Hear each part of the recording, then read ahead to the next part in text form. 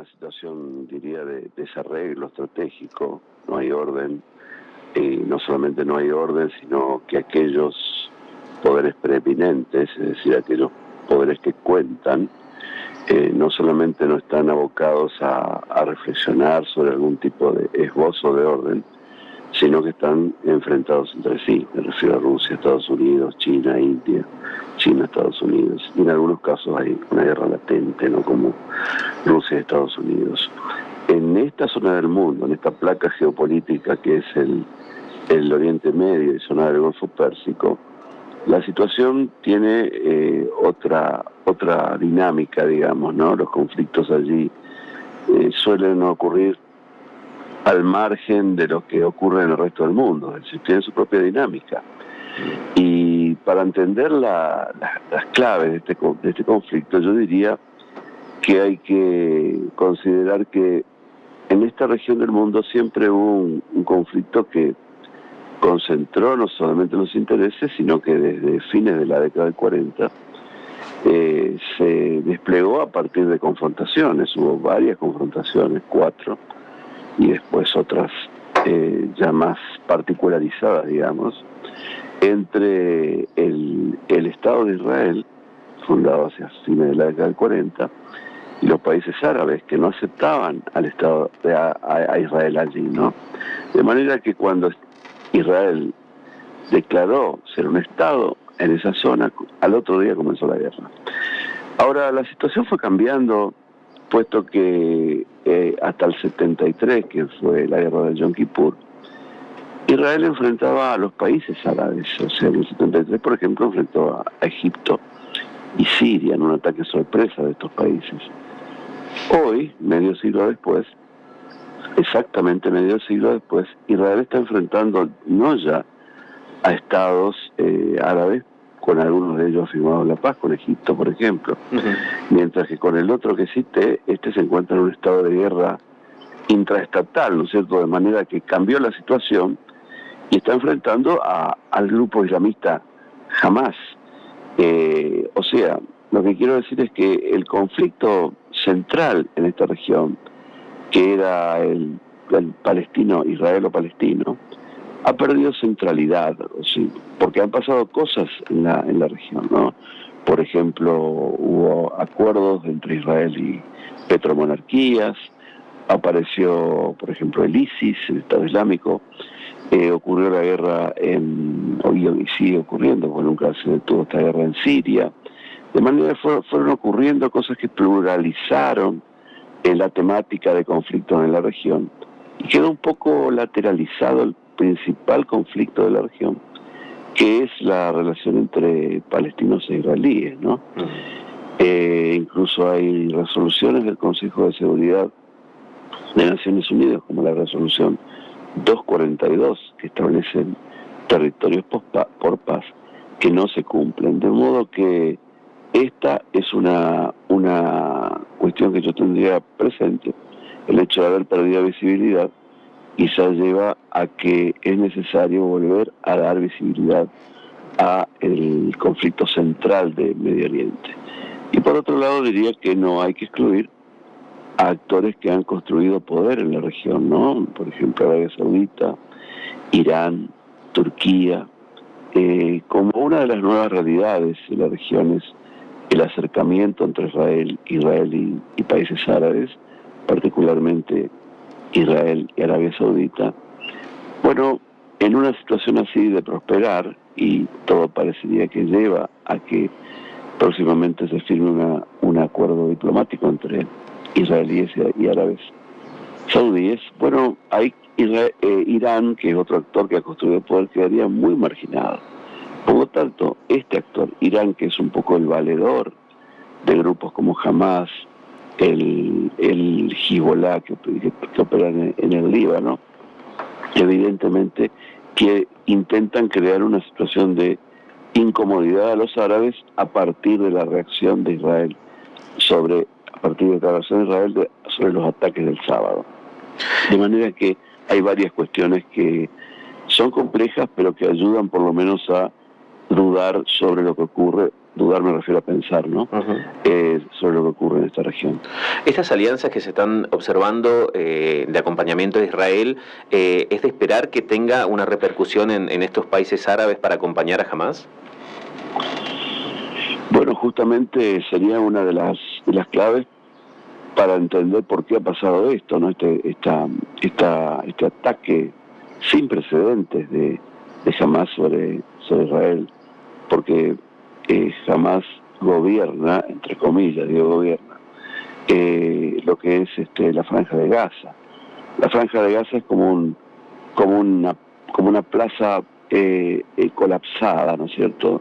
Sobrevive sobre la base de ayuda internacional, pero después está completamente aislada, está separada de Israel por un muro que los israelíes sostienen que lo han levantado para que los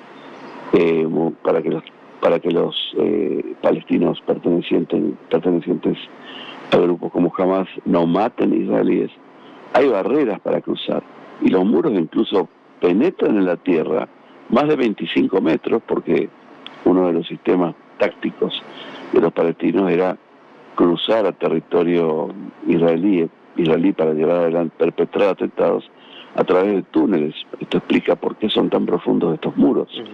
De manera que el sábado penetraron por las barreras que existen allí, quizá con cierta sorpresa para Israel, y también quizá con una falla en materia de inteligencia, pero el propósito de Teherán, que es el actor central, me parece, a la hora de comprender este conflicto, es tratar de romper la posibilidad de que Israel y países árabes continúen haciendo las paces. Porque esta es una cierta regularidad que viene dándose en la región, ¿no?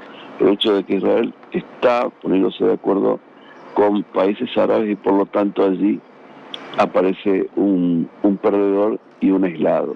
El perdedor es el pueblo palestino, que prácticamente ve imposibilitadas la realización del Estado palestino. No hay un Estado palestino, hay una autoridad palestina que reside en Cisjordania. Pero Cisjordania está colonizada por Israel a través de justamente de ciudades, colonias muy unidas entre sí a modo de bypass estratégico, de manera que tampoco allí hay posibilidades. Y yo agregaría un tercer punto para tener presente o tener elementos para reflexionar sobre este conflicto. Las percepciones que existen por parte de palestinos e iraníes sobre las intenciones que tendría el gobierno israelí, el más conservador de la historia de Israel.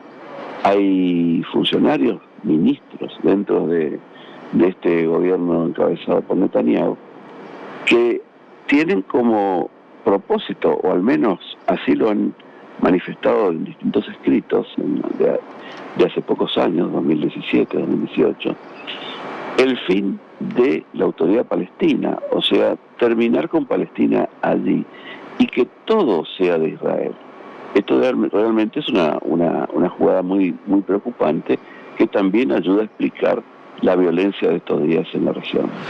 En ese sentido, Alberto, sobre esto último que decís, se tejieron algunas hipótesis y decían que este posible descuido que habilitó los ataques del sábado podían no haber sido tan descuidados, digamos, como que podrían haberse habilitado ciertos espacios para justificar después una reacción. ¿Coincidís en esa mirada?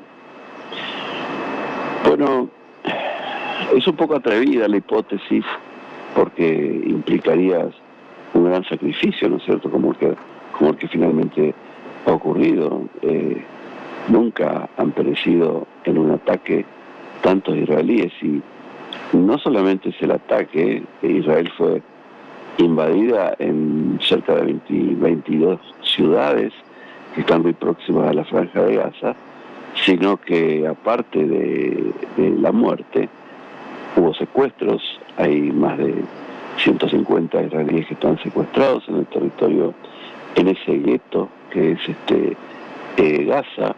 hubo matanza indiscriminada de mujeres, niños, etcétera. De manera que, por eso digo que hay que sumergirse en un realismo demasiado extremo para pensar que esto fue deliberado.